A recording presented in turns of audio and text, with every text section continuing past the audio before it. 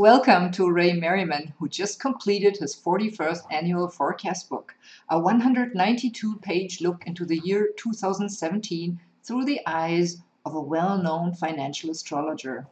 In this year's book, as in every year's book, Ray studies the placement of the outer planets by sign and aspects to one another and draws upon themes that were present in previous historical cases during these same planetary cycles. He also looks at the long-term charts of various financial markets and draws comparison of their behavior under these past geocosmic conditions to what is developing today. From this and his understanding of the financial and political arenas, he derives the basis for his annual forecast. So, Ray, welcome to this interview. Thank you, Antonia. It's a pleasure to be with you once again. Thank you. Great. And it's really your 41st annual forecast book. So many have you written already. That is, wow. I'm impressed. I've been very prolific since 1976. Wow. Yes, it's quite an achievement. And it gets translated in some languages, right? Yes, it's translated into German, Japanese, Dutch, and of course, English. Wow, great. Okay, then very briefly, can you give us a glimpse onto this year's forecast book and tell us the major geocosmic cycles in effect in 2017 and what they imply for the world? Sure. We're in the early stages of what we call a cardinal T-square. We had this during the Great Recession, and it's coming back again. And it's not that it's that frequent, but it is coming back again. It involves Jupiter in Libra, opposite Uranus in Aries, T-square. They both square Pluto in Capricorn. Is shown by the red lines in this chart that you have illustrated.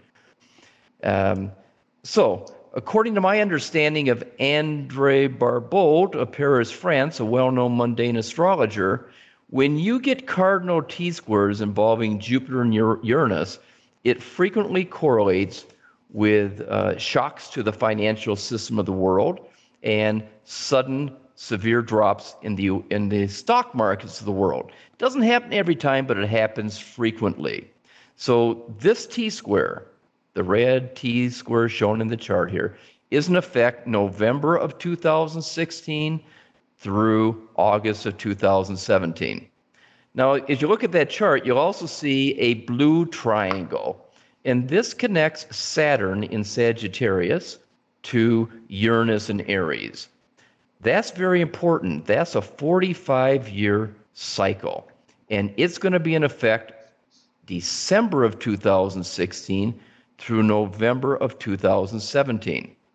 Now, this is important because it's a very rare aspect. It only happens 4 times in U.S. history, and in each case, we had a 4-year or greater cycle crest in U.S. stocks.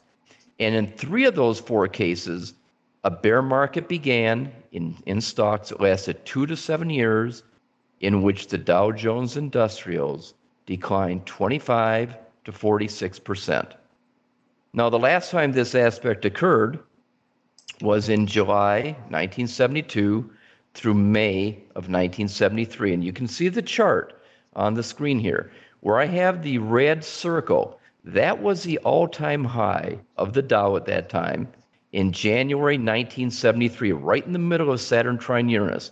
And you can see after that, it declined for 2 years. It lost 46% over a 2-year period. As it fell into the bottom in what we call the 36-year cycle of the Dow Jones Industrial Average. And it's also important what was going on politically at that time. That was a time when the USA president, the first president in history, resigned from office during the Watergate scandal. So when you put these 2 things together, the Jupiter, Uranus, Pluto T-square with the Saturn trine Uranus, they're overlapping between December 2016, August of 2017.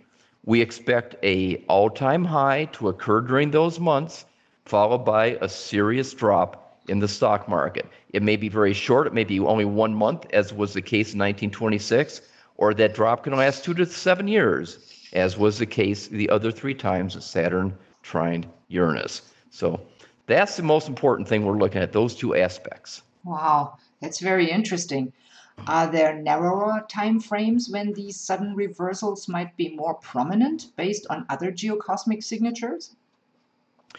Yes, we can narrow these time bands down just by looking at the times when the Jupiter-Uranus Pluto T-square are most in effect.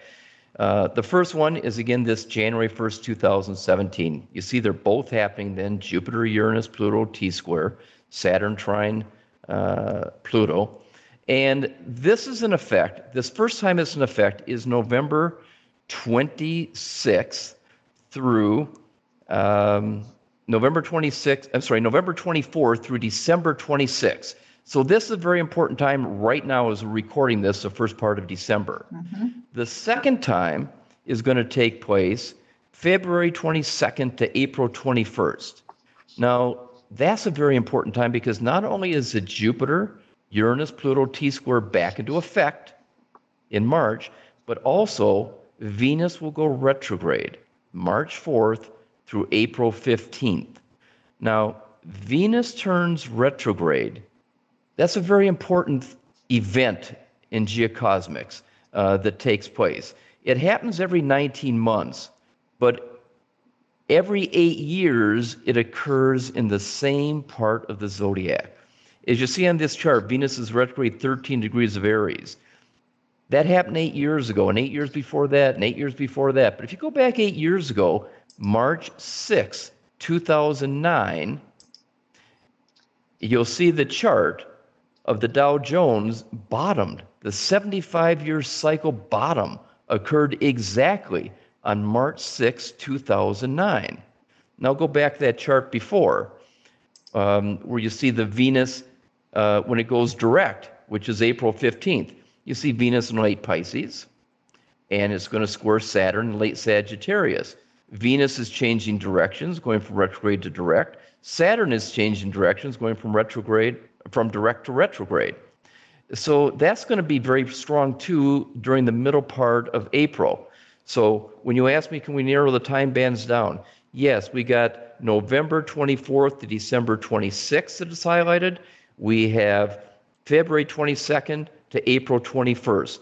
These are the two most important times when you try to narrow the time bands down of these major aspects happening in 2017, as we describe in detail in the Forecast 2017 book. Yes, and you wanted to mention something about the central banks that I think is pretty important. Can you highlight that again? Well, the central time band for Venus retrograde it does happen on March 4th. And oftentimes it's the retrograde that is so important. As I show here, the last time it did go retrograde at this same degree was in March of 2009. And the time when it goes direct is important too, which is April 15th, 2015.